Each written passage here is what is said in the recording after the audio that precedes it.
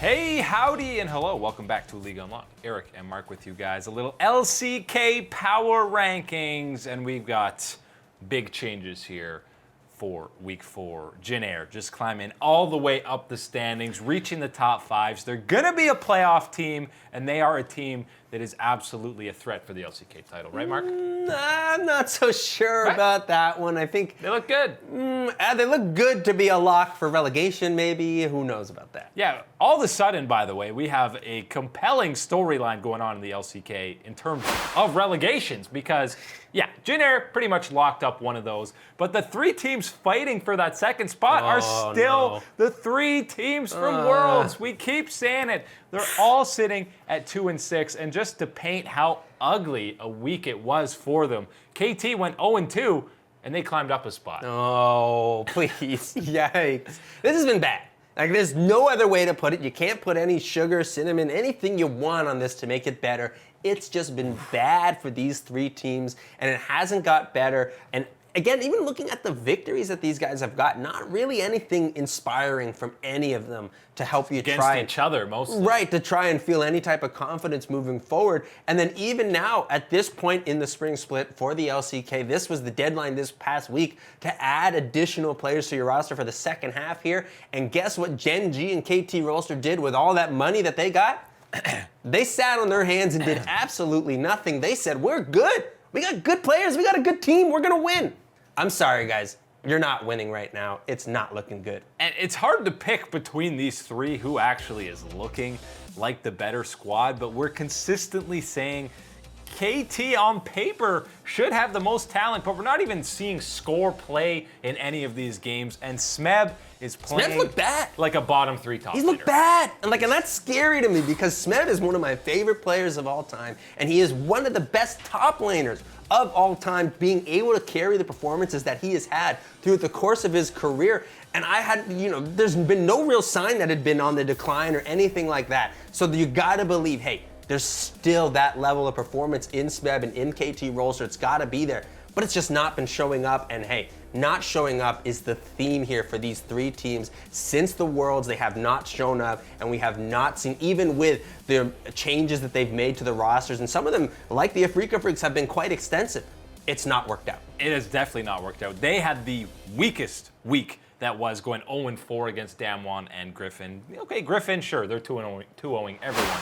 But Afrika, they have not looked good. Their roster changes haven't worked. And for KT, stop flaming the bottom lane. It is not fully the bottom lane's fault. Snowflower has been trying his damnedest. Snowflower's been good. I think Snowflower's actually been very good for what he's had to work with and what's been the state of the game for a lot of the times here. And you're right, people are wanting to put the blame on the ADC for KT Rolster. And yes, that position could be better, but that is not the biggest issue. That is not your major concern right now if you're looking to improve. The top side of the map, which was supposed to be the strength for KT, continues to struggle. And Kingzone is a team we thought would be worse than KT Rolster for sure. They had a rough week, went 0-2. They're down a couple of spots, but they're still 2 games ahead of all these other Worlds contenders. So maybe Deft is actually the one laughing now at KT Rolster because boy, would they love to have him on that lineup.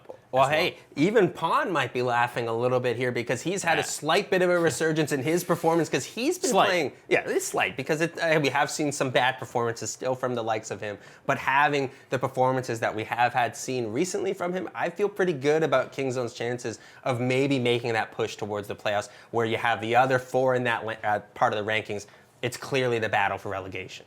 Yeah, and the top 5, which again is the 5 that will make playoffs. It's pretty clear cut now. There's a top 6. One of these guys are going to miss it, but Damwon had a great bounce back week. They went 2-0. They're sitting at 4-4, and Hanwha continue to be the gatekeepers of the upper half of the LCK. Right, that seems to be the measuring stick, is if you can get by Hanwha Life here in the performances that they're able to put up and what their strengths are, you're definitely one of these playoff level teams. But I want to quickly jump back down to number 5 and mention that Damwon, they signed in that period that you had to add, you could be adding someone for the second half of the spring split. They added Flame to the top side there to help out with Naguri, and I think that is an excellent pickup because, of course, you're not expecting Flame to see a ton of playing time, if almost any here with Damwon Gaming, but you full-on expect the veteran status that he has and the mentorship, leadership that he can help instill into Naguri in the top side. That is absolutely a great pickup for Damwon. Yeah, and I expect Damwon to play more like they did this week than that 4-game losing streak that they had. But Flame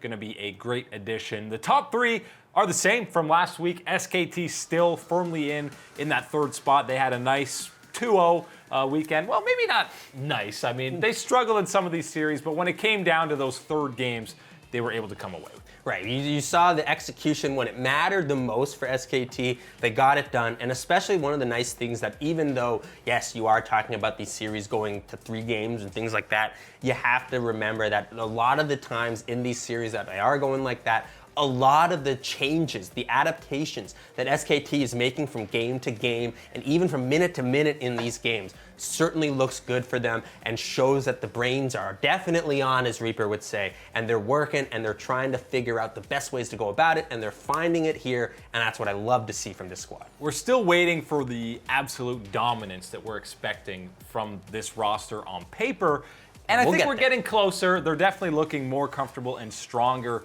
each and every week, and this is the only old guard team or players that are actually really contending for that top spot in the LCK. So SKT, it's definitely, the wheels are turning, and I think it's only a matter of time before they're at least taking that 2nd spot from Sandbox. And obviously, number 1, Griffin, another week, another 2-0, actually a shot to Chovy's KDA. He died a couple of times, Oof. So come on, step it up.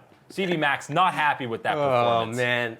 What is there to say about Griffin? You can't keep going on and saying how amazing they are, how absolutely dominant they are. These young guys have just come in and shown the LCK, shown the world the potential that they have and how they play. It is just an absolute masterpiece to watch on the Rift. And I gotta tell you, man, I don't care what hour of the day it is, wake up, watch some LCK, watch Griffin, because you do not want to be getting to MSI, getting to Worlds, and being that NA or European guy who's just like, I haven't watched that, really. I don't need to see them. They're good, I believe it. Yeah, we're waiting till MSI. Treat yourself to some stellar gameplay. Watch Griffin. Next week, I'll bring a thesaurus on the show so we can come up with some new adjectives for Griffin, because destruction, demolition, annihilation, they're not enough. That's what they're doing in the LCK. It's pure dominance from this squad in the LCK. And hey, I'm all for it. Bring on the kids. But soon enough, they probably will drop one more game. That's all the time today for League Unlocked. Eric and Mark with you guys. Thanks so much for watching. See you next time.